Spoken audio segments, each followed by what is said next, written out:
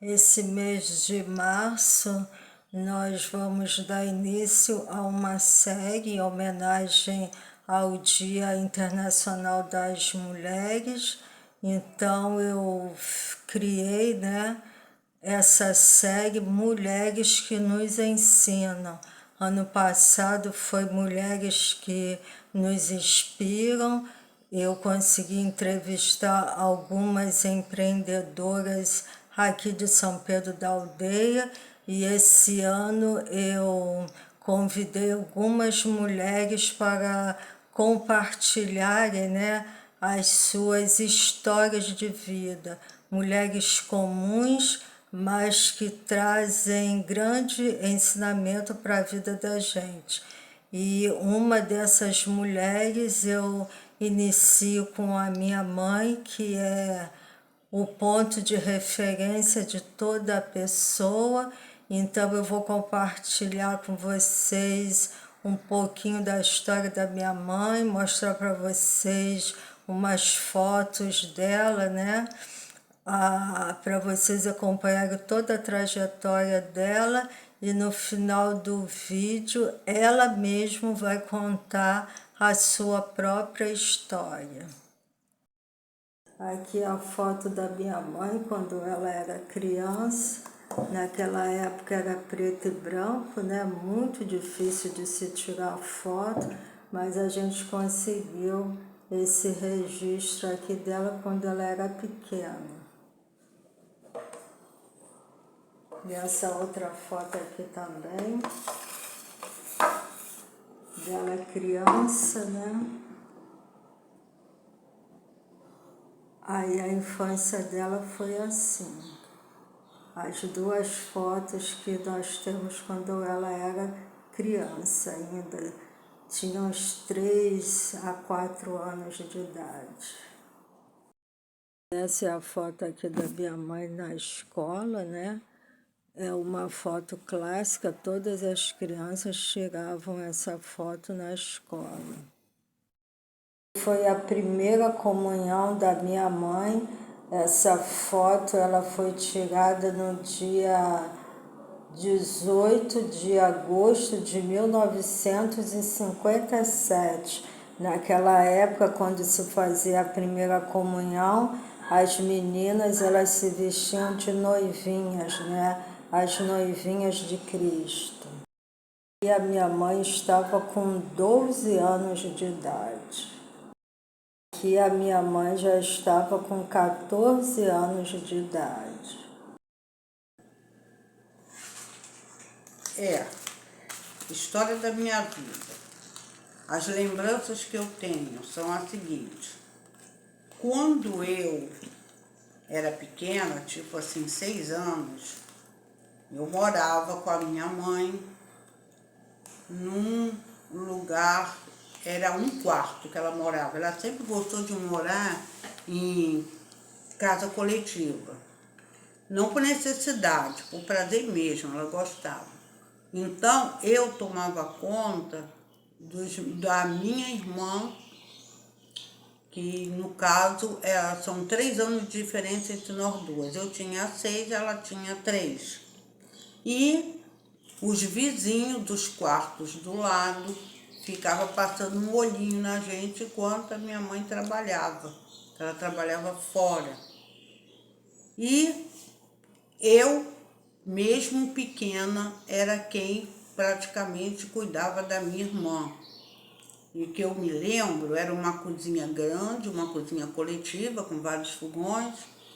E eu era pequena e eu botava, e a minha mãe colocou um caixote bem altinho para dar na minha altura do fogão.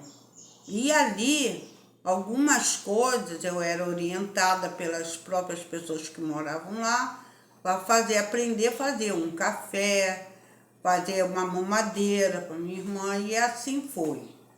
Passou um tempo, a minha mãe resolveu me dar para minha tia,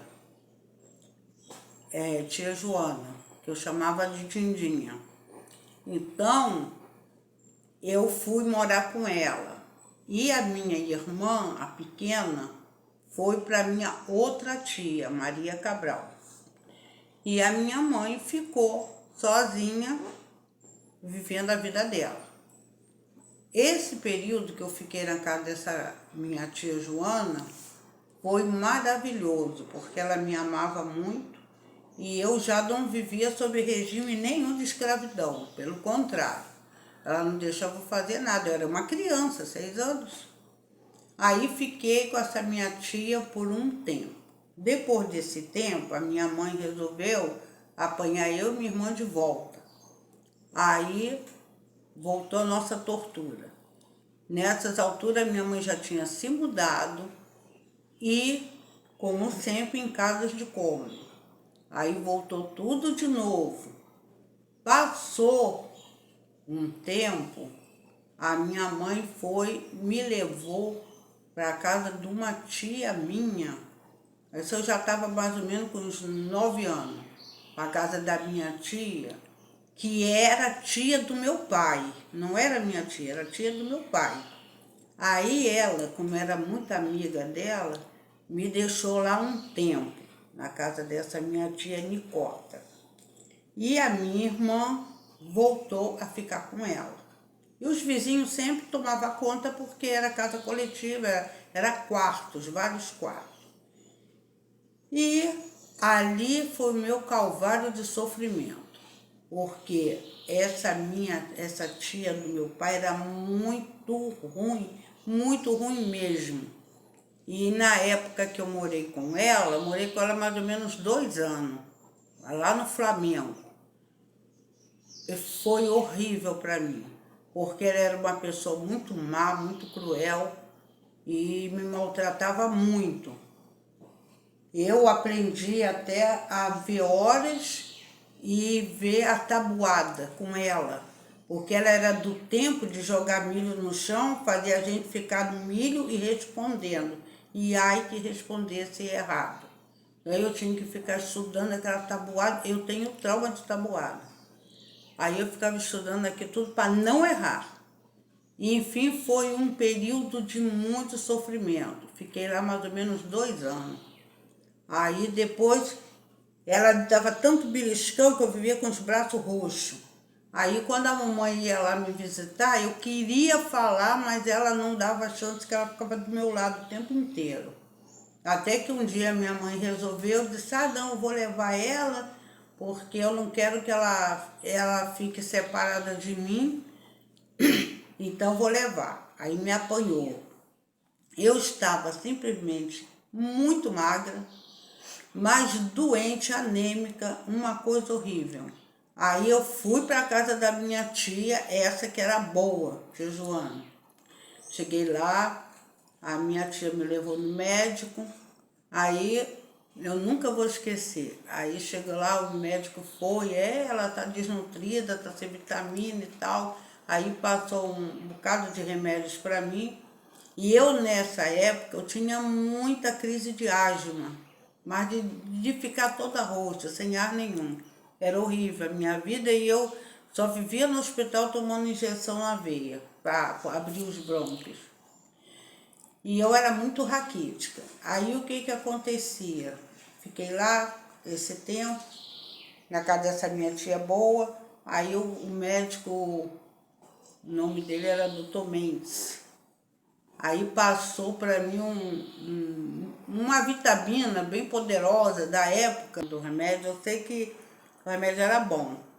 Aí eu fiquei um tempo lá. Aí depois a minha mãe alugou um apartamento na Senador Nabuco, em Vila Isabel. E a gente foi de novo morar com ela. Aí eu já tinha um irmão, que aí agora era mais um para me cuidar, né? Eram 2, a minha irmã e ele. Que a minha mãe nunca se importou com esse negócio de filho, não. Aí era aquilo, uma vida horrível. Não comprava nada pra gente, ela só vivia em função de comprar as coisas para ela. Era muito vaidosa. Aí o que acontece? Quando eu tinha 12 anos, eu conheci o meu marido, né? Eu era uma criança.